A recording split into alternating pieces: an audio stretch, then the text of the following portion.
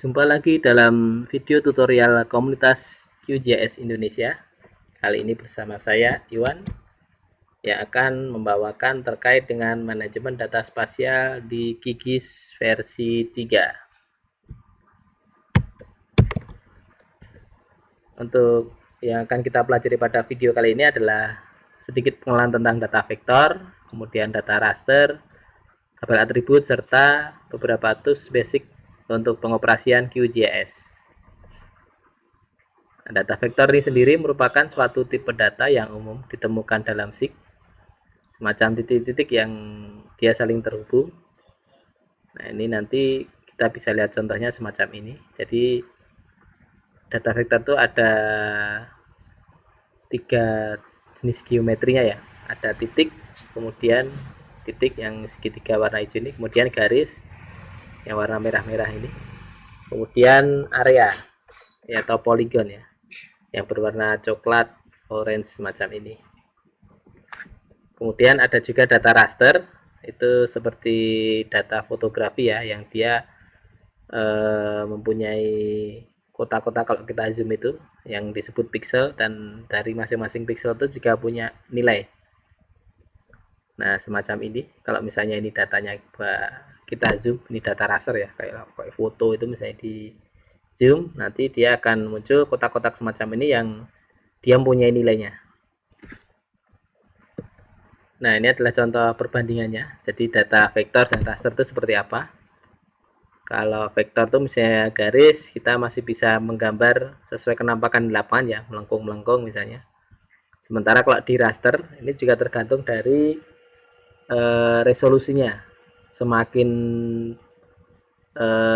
kecil ukuran pixelnya, berarti dia semakin detail nanti yang bisa, dalam artian semakin kecil dia bisa mewakili kenampakan di lapangan. Misalnya ada citra satelit yang dia resolusinya bisa sampai 30 cm misalnya. Nah, berarti itu mewakili kenampakan di permukaan buminya. Nah, jadi dia kalau misalnya contohnya di sini, jadi dia akan kotak-kotak yang ngikutin dari pixelnya itu sendiri. Kemudian data tabel atribut ini adalah informasi yang melengkapi kenampakan yang ada di petanya. Jadi dia terdiri dari baris, atau kita sering nyebutnya record ya kalau di dalam GIS, itu yang berasosiasi dengan feature yang ada di canvas mapnya. Misalnya ada 5 poligon, berarti nanti di tabelnya juga akan ada 5 baris semacam itu. Kemudian ada kolom yang nanti berisi informasi terkait dari masing-masing fitur tersebut, dan nanti ada nilainya yang berisikan di masing-masing selnya. Nah, contohnya semacam ini. Pada tabel berikut ini yang disorot warna biru ini adalah informasi dari poligon yang berwarna kuning di sini. Jadi dia saling terkorelasi ya, ada koneksinya. Jadi ketika kita klik manapun, nanti dia akan ada hubungannya dengan poligon yang ada di sana. Nah, sekalian kita langsung praktek apa itu data vektor, raster, kemudian beberapa tools yang ada di QGIS tools basicnya. Nah, ini tampilan awal dari QGIS ya. Dia ada beberapa bagian di sini, ada ada menunya di sini, kemudian ada toolbar di sini. Kemudian di bagian kosong ini adalah untuk mapnya.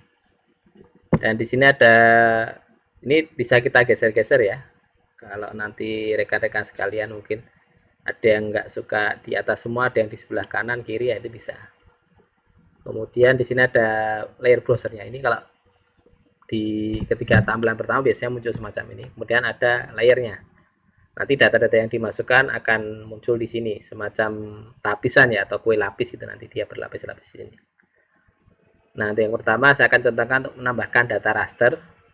Untuk menambahkan datanya, kita bisa menambahkan dari browser di sini, semacam Windows Explorer ya. Kita klik di sini, nah kita cari yang TIFF ya. Kita bisa drag and drop ke bagian layer. Nah, ini udah muncul. Nah, data raster ini kalau tadi saya sebutkan dia mempunyai ini ya, pixel-pixel kalau kita zoom. Nah, ini misalnya kita zoom di sini. Nah, dia akan semakin melihat ada kayak kotak-kotaknya gitu ya di tengah-tengah di sini ya. Nah, ini kita bisa lihat nilainya. Ada tools di sini namanya identify.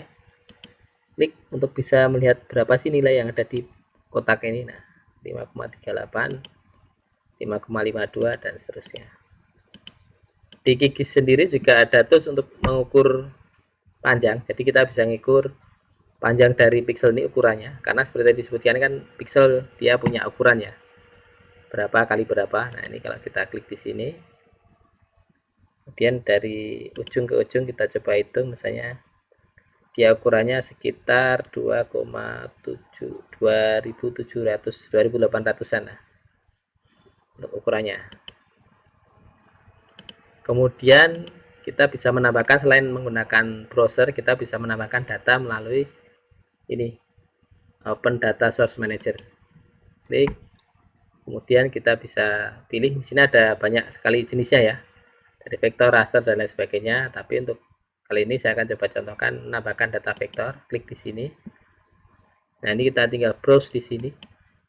Diarahkan ke lokasinya. Nah, nanti dipilih untuk yang data yang ada di sini. Misalnya saya mempunyai data tipenya shape file. Jadi ada macam-macam ya untuk tipe data yang bisa di load di sini.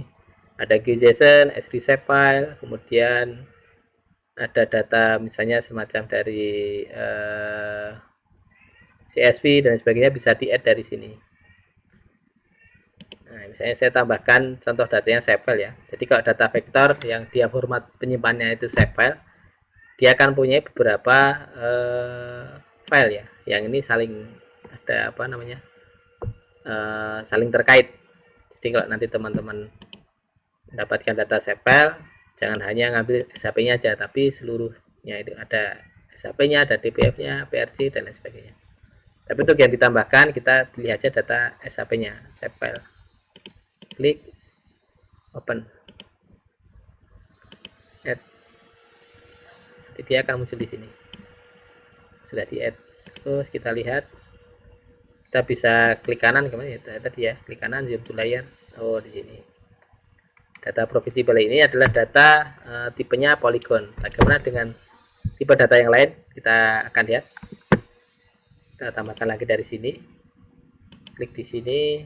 Saya akan coba contohkan ambil dari data di sini. Nah, ini kalau misalnya terlalu banyak filenya di sini, filenya kita bisa sederhanakan. Saya hanya pilih yang untuk S3 shape file-nya aja. Nanti hanya shape file yang di sini.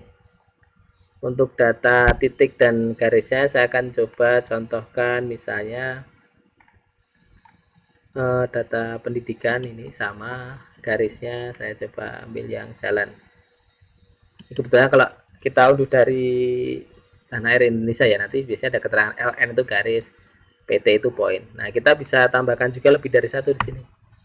Pakai kontrol tadi, kemudian open, kita add, nanti akan langsung muncul di sini. Nah, ini sudah muncul. Nah, ini ada 2 titik.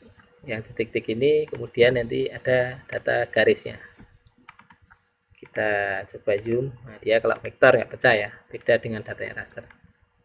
Kemudian tadi kita akan juga melihat untuk apa namanya, melihat data atributnya ya. Kita bisa klik kanan di sini, kemudian kita bisa open atribut tabel di sini. Klik. Nah, nanti akan muncul atribut tabelnya. Ini kalau kita klik di sini, salah satunya misalnya klik, nah dia akan berwarna kuning ya. Misalnya kita coba geser, ini gesernya bisa pakai nih ya, ini nih. Geser, zoom in, scroll depan, geser belakang, bisa pakai scroll juga untuk zoom in zoom outnya. Atau kalau misalnya nanti teman-teman hilang ya gambarnya ada di mana ini, bisa pakai ini. Nah, untuk zoom to all ini ya, zoom to full jadi semuanya. Atau kalau misalnya mau zoom ke Bali aja, bisa pakai ini, klik kanan, zoom to layer. Nah, langsung hanya di Bali aja. Nah, kemudian tadi contoh atributnya. Ini kalau misalnya saya klik juga, misalnya ini Bangli, oh ada di sini, Tabanan di sini. Jadi dia akan saling terkait informasinya.